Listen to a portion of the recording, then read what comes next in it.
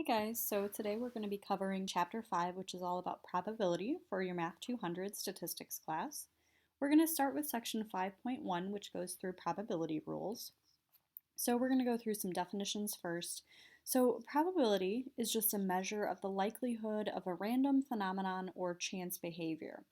And what it does is it describes the long-term proportion with which a certain outcome will occur in situations with short-term uncertainty. So it deals with experiments that yield random short-term results or outcomes, yet reveal long-term predictability. And the long-term proportion that we get in which a certain outcome is observed is the probability of that outcome. Now, we have something called the law of large numbers, and what that tells us is as the number of repetitions of a probability experiment increases, the proportion which with a certain outcome is observed gets closer to the probability of the outcome. So for example, if you imagine flipping a coin, if you flip a coin only 5 times, you might not have, well, you definitely won't have an exactly half heads, half tails situation. If you flip it 10 times, it'll get a little closer, 20 times, a little closer, 30 times, closer, and so on. So if you flip the coin for, I don't know, like 1,000 repetitions, your probability is going to be very close to the actual probability of the outcome. So in probability, an experiment is just any process that can be repeated in which the results are uncertain. A sample space, which is often denoted with a capital letter S of a probability experiment, is just the collection of all possible outcomes. And then an event is any collection of outcomes from a probability experiment. So an event can consist of one outcome or more than one outcome, and in general, events are denoted using capital letters such as E. So let's take a look at this example here. Let's identify events and sample spaces for probability experiments. So let's consider the probability experiment of having 2 children.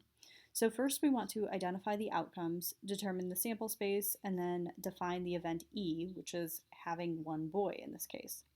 So the possible outcomes would be to have 1 boy and then another boy, 1 boy and then a girl and then a boy, or 2 girls.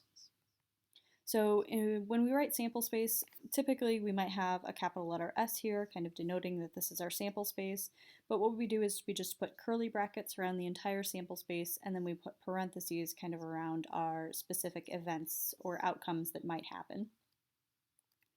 And then if we want to define the event E, which is having 1 boy, what can either happen is we can have a boy and then a girl, or a girl and then a boy. So these would be the 2 events that would go with that event. So there are several rules of probabilities that kind of have to be followed in order for something to be a probability. So the probability of any event E, which is typically denoted P of E, must be greater than or equal to 0 and less than or equal to 1. So you can't have a negative probability and you can't have a probability that's larger than 1. And then if you take all outcomes and you add up all of their probabilities, it has to equal 1. So a probability model is something that lists all of the possible outcomes and the corresponding probabilities. Now, a probability model has to satisfy the rules that are up above as well. So let's take a look at an example here. So we have a bag of peanut M&M, milk chocolate candy. The colors can be brown, yellow, red, blue, orange, or green.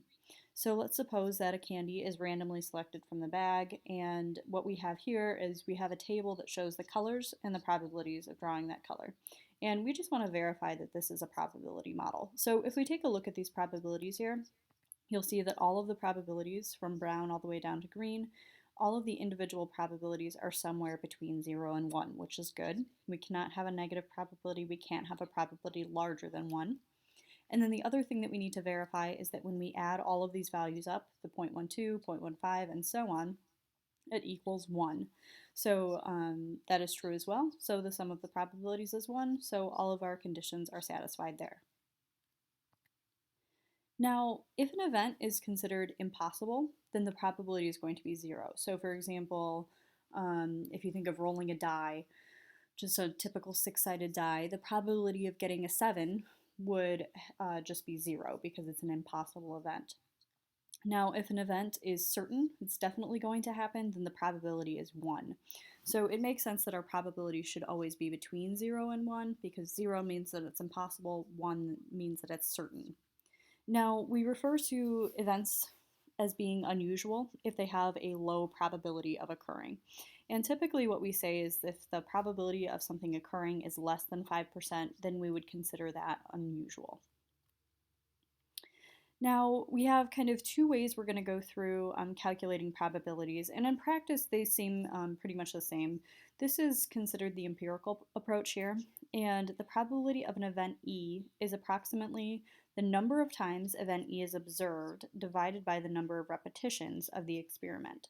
So basically we just take the frequency of E and divide it by the number of trials in the experiment. So let's take a look at this example here. We have Pass the Pigs. It's a Milton Bradley game in which pigs are used as dice. Points are earned based on the way that the pig lands, and there are 6 possible outcomes. So we have outcomes of side with no dot, side with dot, razorback, trotter, snouter, and leaning jowler. I have no idea what any of this means. But a class of 52 students went ahead and rolled the pigs a total of 3,939 times. And then the number of times that they got each of the outcomes was recorded over here, and it looks like it was put in descending frequency. So we want to go ahead and build a probability model and then estimate a couple of probabilities. So in order to build the probability model, all we're going to do, and this is kind of the solution here, but all we're going to actually do is take the frequency for side with no dot, for example, which is 1,344, and divide it by the total number of outcomes, which was 3,939. And we get a corresponding probability for each. This is the same thing as relative frequency, which we did way back in Chapter 2. So that's our probability model. Now, the second thing that we want to do is find the probability that a throw results in a side with dot. So if we look at side with dot, it's 0.329, which would correspond with 32.9%. So another way we could say that is that if we threw the pig 1,000 times, we would expect about 329 of them to land on a side with dot. So it would happen about 33% of the time. Now we also wanted to know if a leaning jowler was considered unusual, and it would be because if you look, this is 0.008, which if you change that to a percent is only 0.8%. Another way of saying that would be only 8 times out of 1,000, so 0.8%, that's definitely less than 5%, so that would be considered pretty unusual. Now, that was the empirical method, so the classical method of computing probabilities requires equally likely outcomes. And an experiment is said to have equally likely outcomes when each simple event has the same probability of occurring. And in order to calculate probabilities using the classical method, all you do is you take the number of ways that E can occur and divide it by the number of possible outcomes. So it's very similar in practice to the empirical method. Another way you can think about it is to take the number of items in your outcome E and divide it by the number of items in the sample space. So easiest way to show this is to look at an example. So let's look at a typical 6-sided die, and we want to find the probability that a 5 is rolled. So if you think about that for a minute, there are 6 total possible equally likely outcomes. You could get a 1, a 2, a 3, a 4, a 5, or a 6. And there's exactly one outcome that results in us rolling a 5. So the probability is going to be 1 out of 6, or 0.167, or about 17%. Now the other question asked us to find the probability that we roll an odd number. So if you think about it, there are still 6 possible equally likely outcomes, because we're talking about a fair die. There are 3 outcomes that result in us rolling an odd number, though. We could either roll a 1, a 3, or a 5. So the probability is going to be those 3 numbers divided by the 6 total, which reduces to 1/2, or 0.5, or 50%. This makes sense because we have a 50% chance of getting an odd number, 50% chance of getting an even number, since there are the same number of odd and even numbers on a fair die.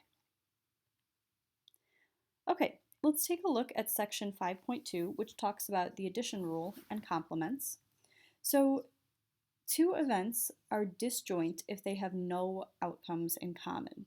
And another name for disjoint events is mutually exclusive. So we often draw pictures of events using Venn diagrams, And these pictures represent the events as circles enclosed in a rectangle. Now, the entire rectangle is your sample space. Those are all possible outcomes. And each of the circles represents some kind of predetermined event that we're interested in. So let's say, for example, that we randomly select a chip from a bag where each of the chips in the bag is labeled a number 0 through 9. And we want to let E represent the event that we choose a number that's less than or equal to 2. And F is going to represent the event that we choose a number that's greater than or equal to 8. Now these events are disjoint, and if you look at this picture, you can clearly see why. So event E would be rolling a number equal or less than 2. So we could either run a choose a 0, a 1, or a 2, and we would be in event E.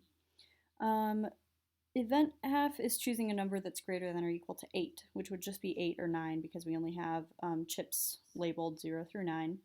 So these have absolutely no outcomes in common, so they're completely disjoint from one another. They have no middle part to their Venn diagram. And if you look at the sample space, we also have additional outcomes that can happen, 3, 4, 5, 6, 7, that do not fit into E or F. So they're just kind of hanging out in the rectangular sample space part. So if we take a look here, we have the same picture here, and we just want to find some probabilities. So if we want to find the probability of event E happening, all we do is we take the number of events that we have in E, which we have 3 events in there, a 0, a 1, or 2. So we take our 3, and we divide it by the total number in our sample space. Now the total number in our sample space are going to be all of the things that are in event E, F, and the part that's not in E or F. So if we take numbers 0 through 9, that's actually 10 total numbers. So it would be 3 out of 10, 0.3, or 30%. Now if we want the probability of F, we only have 2 numbers in there, divided by 10 numbers total. So we take 2 out of 10, and we get 0.2, or 20%. Now if we wanted the probability that we get E or F, what we do is we take E and F and we put them together, because I'm happy if I get one of the numbers in event E or F. So I take 1, 2, 3, 4, 5 total numbers, and I divide it by my 10 total in my sample space, and I get 0.5, or 50%. And if you take a look at this, it also works that we could take probability of event E, add it to probability of event F, and I get the exact same answer of 0.5. Now, this particular formula works because we have disjoint events, meaning that E and F have absolutely no overlap. When we do have an overlap, we have to use a slightly different formula, which we'll get to in a minute. So this is the addition rule for disjoint events. This is kind of what we just went through, but we looked at an example before the actual formula. But if E and F are disjoint or mutually exclusive, then the probability of getting E or F is just found by taking the probability of E and adding it to the probability of F. Now, this addition rule can be extended to more than 2. So if you have 3 or 4 or 10 disjoint events that all have absolutely no overlap with any of the others, then in order to get this OR probability, you can just add up all of the probabilities. So the probability model to the right shows the distribution of the number of rooms in housing units in the US. First thing we want to do is verify that this is a probability model. And if you take a look, all of these probabilities are between 0 and 1, and if we add them all up, you don't need to really do that, but if you do, the answer is shown here. That's why you don't need to. On an exam or on your homework, you would want to make sure that it does add to 1, because they're always little tricky ones where they try to catch you. They make it so it doesn't necessarily add to 1, and you would say that that's not a probability model. But if you add all of this up, you do get 1. And we want to find the probability that a randomly selected housing unit has 2 or 3 rooms. So all we have to do is take the probability of getting 2 and then add it to the probability of getting 3.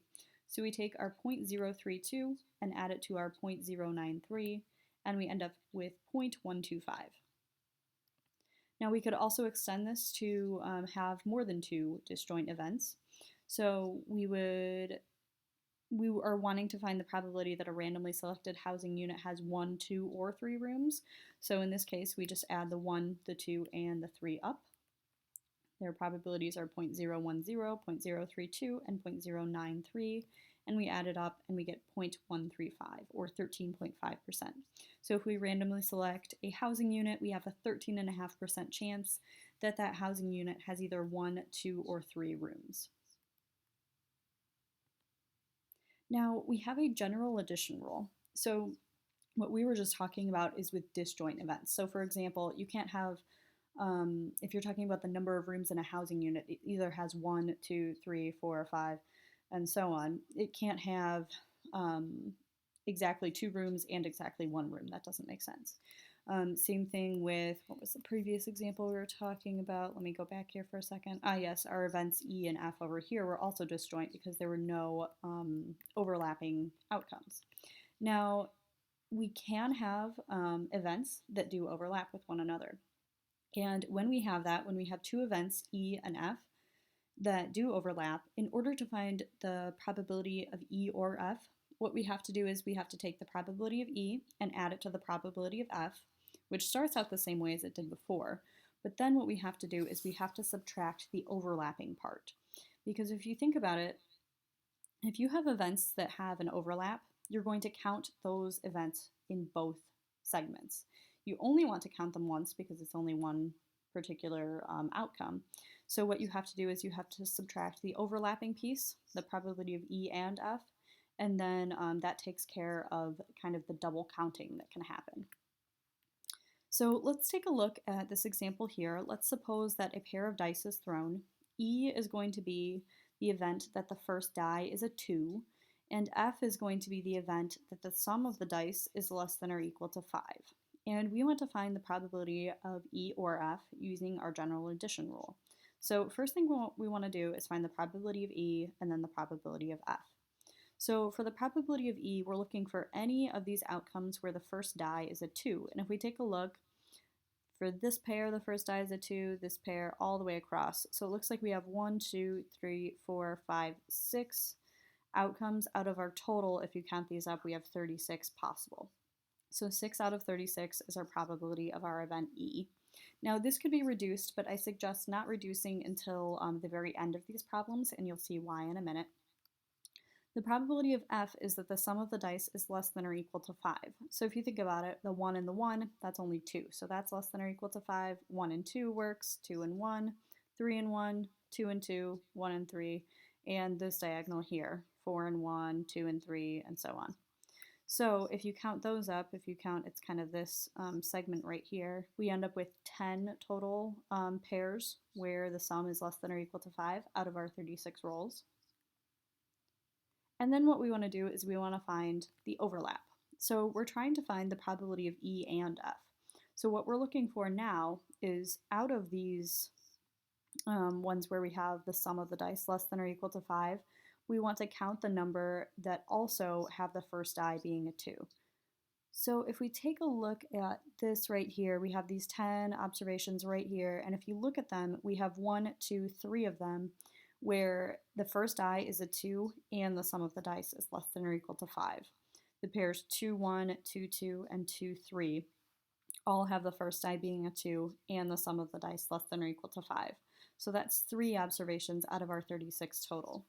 So if we want to use the general addition rule, if we want to find the probability of E or F, what we do is we take the probability of E, which was 6 over 36, the probability of F, which was 10 over 36, and then we subtract that overlapping piece, which was 3 out of 36. And when you add these up, you get 13 out of 36. You'll see I didn't reduce any of these because if you leave it like this, then they already have a nice common denominator. And this is reduced. You could also divide these to get a decimal answer, or you could change it into a percentage. Now, we have kind of another term here, the complement of an event. Excuse me. So let's let S denote our sample space. And we're talking about an event E. Now the complement of E, denoted E complement, okay, with the C almost is like a little exponent, is just all outcomes that are in the sample space that are not outcomes in the event E. So basically it's just like the opposite of E. So if you take a look here, if you have some event E, then if we want to find the probability of E complement, all we have to do is take 1 and subtract the probability of E. And if you think about it, An event either happens or it doesn't happen. Either you get heads or tails. Okay, those are kind of the two options if you think about a coin flip. So together, we know that the probabilities have to equal 1. So if you have one probability and need the other one, all you have to do is take 1, which is the total, and subtract the one that you already have. So if we take a look at this kind of visually, the entire region is everything within this rectangle. Our event E is this green circle right in the middle. E complement is this white area that is still in our rectangle, but not part of this green circle right here. So this white part right here that is within our rectangle is E complement. So let's take a look at this example here. So according to the American Veterinary Medical Association, 31.6% of American households own a dog. And what we want to find is the probability that a randomly selected household does not own a dog. So all we need to do is we need to take 1 minus the probability that they do own a dog, which we already know. So we take 1 minus 0.316, or you could think of it as 100% minus 31.6%.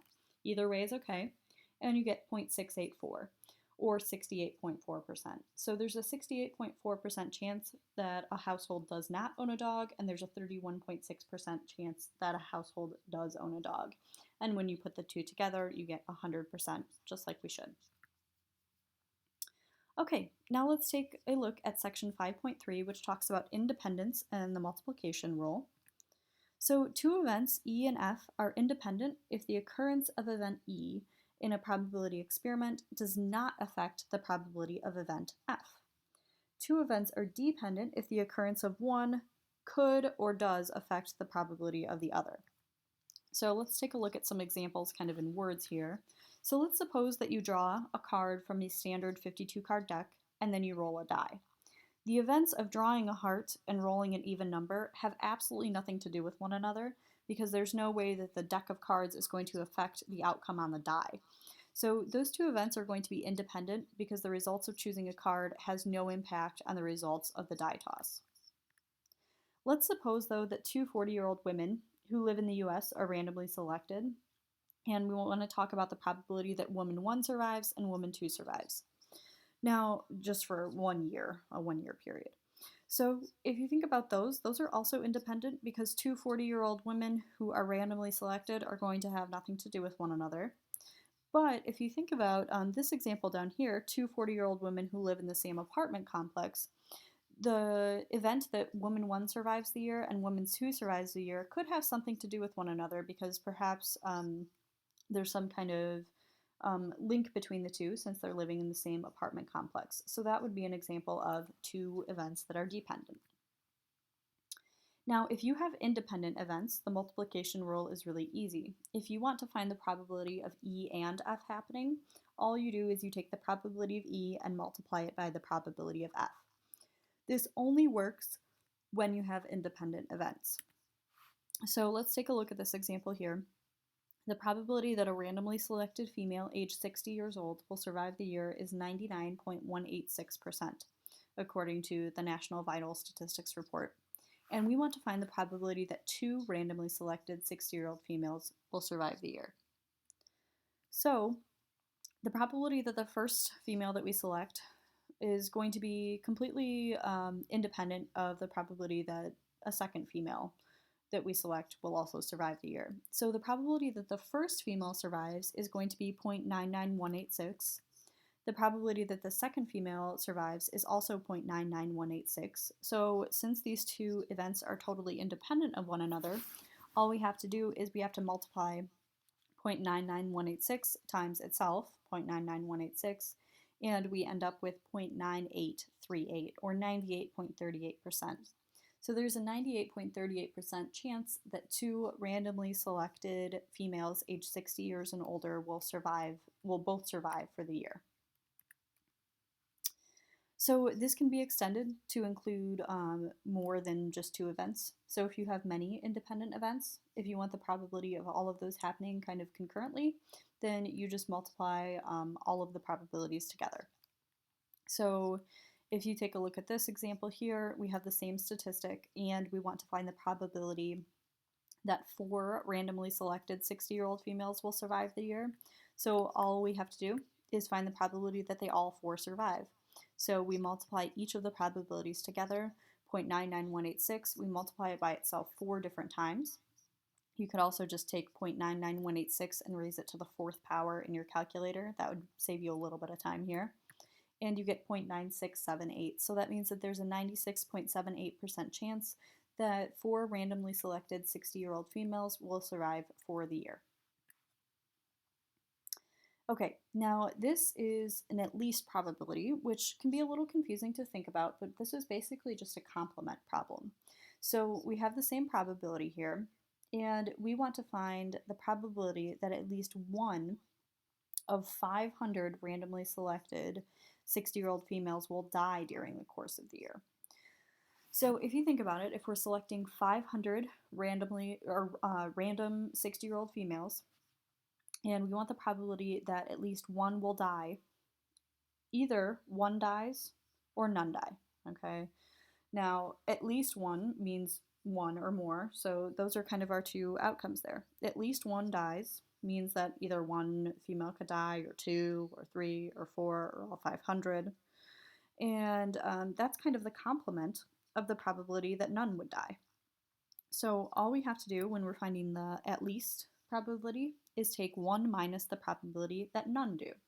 So the probability that at least one person dies is going to be 1 minus the probability that none at all die, which means that all of them survive.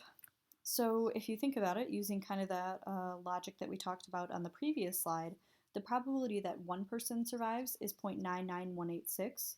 We want all 500 to survive, okay? We want to find that probability first. So we're going to raise that to the 500th power, and then we're going to subtract from 1 because we're finding basically the complement to the event that none die, which would be that at least one person does die.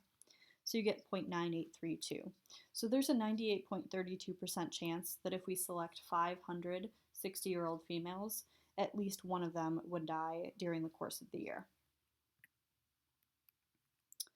So let's talk about section 5.4, which talks about conditional probability and the general multiplication rule.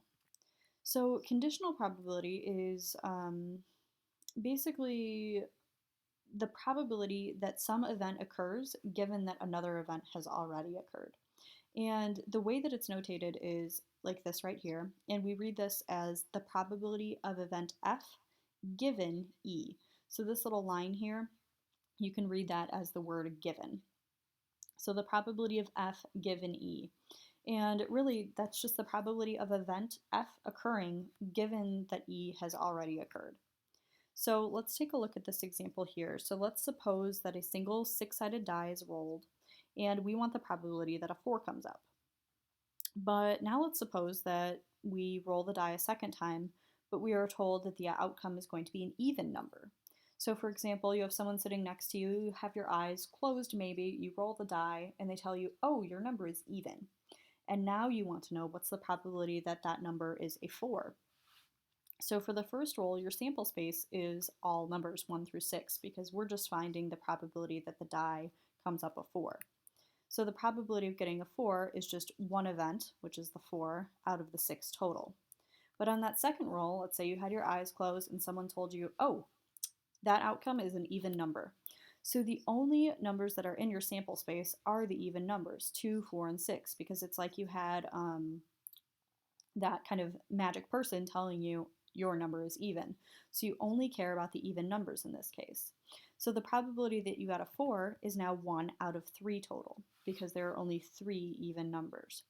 So the actual formula for conditional probability, the probability of F given E, is finding the probability of both E and F and dividing by the probability of E. Or you can take this similarly, you can take the number of events in E and F and divide by the number of events in E. So let's take a look at this example here. So a survey was conducted by Gallup in 2008 of 1,017 adult Americans, and they were asked the following: which statement comes closest to your belief about God?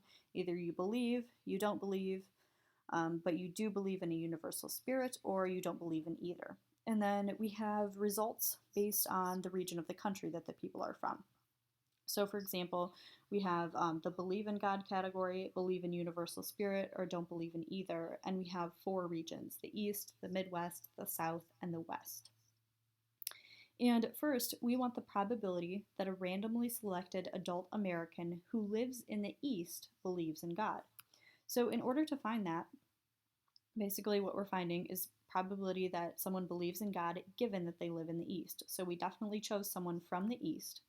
So what we're going to do is we're going to take all of the people who live in the East, which is the 204, the 36, and the 15, and that's going to be our denominator. Those are the only people we care about, are the people who live in the East. And then we take what we're interested in up top, which is the number of people who believe in God and live in the East. And there are 204 individuals in that category, believe in God and live in the East.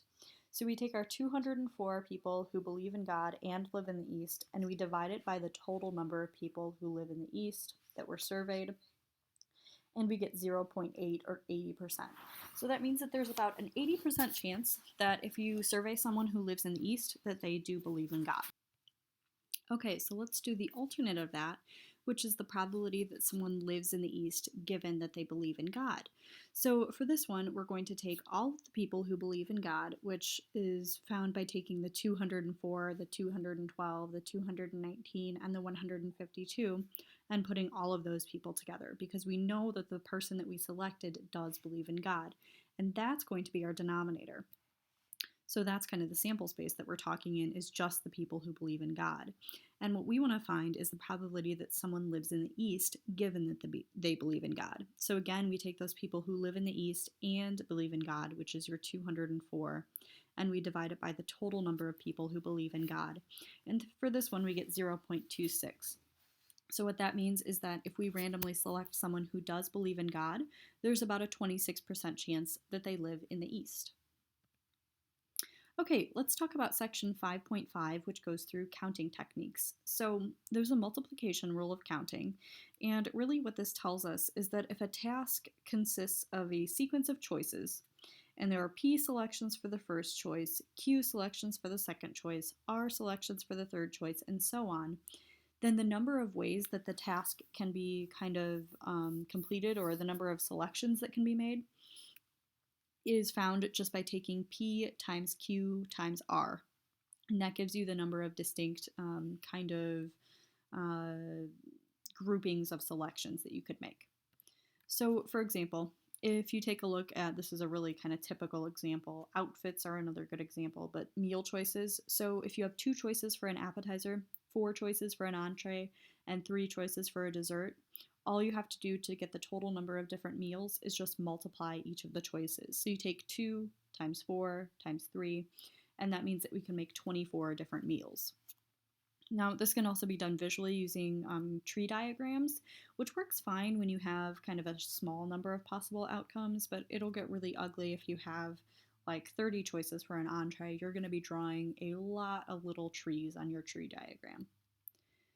Now, one thing that you should be familiar with is factorials. Okay, so if n is greater than or equal to 0 and it's an integer, then the factorial symbol, which is shown as n with an exclamation mark, is defined as follows, which is basically just that for, let's say, for example, 5 factorial, all we do is we take 5 times 4 times 3 times 2 times 1. For 10 factorial, we take 10 times 9 times 8 times 7 times 6 times 5 times 4 times 3 times 2 times 1. So basically you start at whatever number you're talking about and you multiply your way all the way down to 1. Now your calculator will have a factorial key in it. Most of what you're going to be doing in this section, you'll probably use, if you have a scientific calculator, you'll use your PRB button that you see on your calculator, and this is something that I can show you during class, or you can email your instructor if you're in just an online section. But that should be something that you're familiar with using your calculator for, because there's no need to actually punch the multiplication into your calculator. You can find the factorial key. Now, a couple of kind of specific factorials. 0 factorial is actually just equal to 1, okay, which is kind of not going with this rule. It's just sort of a little extra piece of the rule. And then 1 factorial is also just equal to 1. Now, we have two different arrangements that we're going to talk about, permutations and combinations. So permutations, the key with this one is that it's an ordered arrangement, meaning that the order actually matters. So if we're selecting R objects from N objects and repetition is not allowed and order matters, then in order to find basically the number of permutations that we would have of R objects selected from N objects, we take NPR, okay?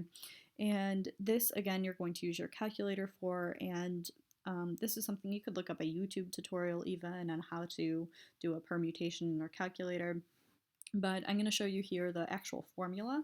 You do not need to necessarily memorize this because I would suggest using your calculator to actually calculate the number of permutations that can be taken. So if you're trying to find the number of ways to select R items from N items and the order matters, you're going to be using a permutation, which is given by this formula here. Now, let's take a look at this example. We want to know in how many ways can horses in a 10-horse race finish first, second, and third. So I want to talk about why order matters for this one. So if you think about a horse, it matters if that horse finishes first, second, or third, or fourth, or fifth, or sixth, and so on. The order actually matters, all right? So out of our 10 horses, they're all different, they're all distinct. Once a horse crosses the finish line, it can't cross the finish line again. So there's no repetition, and then in a race, order is going to be important. So we have a permutation situation where we have 10 total objects, 10 horses, and we're interested in first, second, and third place, so we're interested in 3 of the places. So in order to calculate this, we're taking 10p3. So out of 10 horses, we're picking 3. Now, you should use your calculator for this. Again, either email your instructor if you're in an online course, or if you're in a hybrid or face-to-face class, ask your instructor, and you should be able to use your calculator to actually calculate 10p3. You should get 720. And again, if you're using just a typical scientific calculator, this lives under the PRB button. Okay, now a combination is very similar, except the order doesn't really matter, okay? So with combinations, order doesn't matter. With permutations, order does matter. The symbols are the same, except instead of a large P, you have a large C, okay? And it's going to live in the same kind of area in your calculator, but you have to hit a slightly different button to actually get a combination versus a permutation. And again, there's a formula here for combination. You do not need to memorize this because hopefully you'll use your calculator to actually calculate it. But let's take a look at this example here. We want to know how many different simple random samples of size 4 can be obtained from a population whose size is 20. Now, for this one, the order doesn't matter because if you think about it, if I'm chosen in a simple random sample, it doesn't matter if I'm chosen first for that simple random sample or fourth for that simple random sample. I'm still in the simple random sample. The order within that does not actually matter. So this is going to be a combination. The 20 individuals are distinct individuals. So really we're finding out of our 20 individuals, we're choosing 4. And we find that there are 4,845 ways to actually select 4 individuals from a population of size 20. Now, we also have one other type of permutation, which is with non-distinct items. So when you have duplicate items, or items that all look the same, we use this kind of special formula here for permutations, which is found by taking n factorial, okay, that's the number of objects, and dividing by all of the duplicate kinds, where n1 is one particular kind, n2 is another, and nk is the last. Now, if we take a look at an example here, that's the easiest way to show you this. So let's say that we're trying to arrange flags like vertically on a flagpole, and we have a total of 10 flags. 5 of them are white, 3 are blue, 2 are red. Now we have duplicates here because the 3 blue flags, for example, all look exactly the same. So if you think of 2 blue flags being at the top and us flipping them around, it's going to look exactly the same to the person who's looking at the flagpole, because those 2 blue flags, or 3 blue flags in this case, are completely identical. So in order to find the number of ways that we can arrange these, all we have to do is we have to take the total number of objects, which is 10. So we do 10 factorial, and we divide by all of the duplicates, which in this case we have 5 white, so we do 5 factorial. We have 3 blue, so we do 3 factorial, and we have 2 red, so we do 2 factorial. So in your calculator, you're going to use your factorial key, and you're going to do 10 factorial divided by this.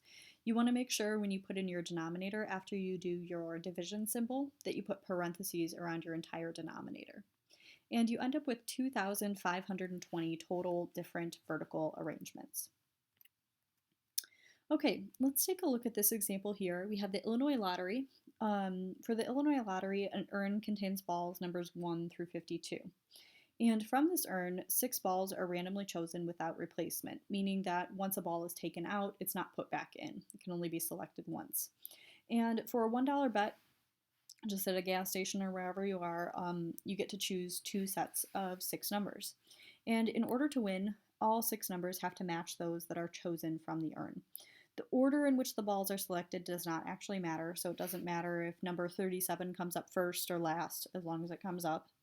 And we want to know the probability of winning the lottery. Now, instinct should tell us that this probability should probably be pretty low because it's very unlikely that we actually win the lottery. So this is one of those things where you just want to think about your answer, make sure it makes some kind of logical sense. So if you think about it, the probability of winning is given by the number of ways a ticket could win divided by the size of the sample space.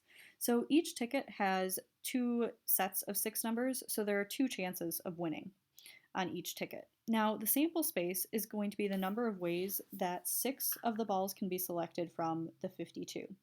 Now, we talked about the fact that order doesn't matter, and there's no replacement in this case. So since order does not matter, we have a combination. So out of the 52 balls, we're choosing 6 of them. So the number of items in our sample space is actually found by taking 52C6. So there are 20,358,520 total ways that the balls can be selected in the lottery. And each ticket has 2 numbers. So we have a 2 in basically 20 million chance. And if we divide this, we get this super small decimal place. So it's only about a 1 in 10 million chance of winning the Illinois lottery. All right, so that is it for this week. Please let me know if you have any questions, and have a great week.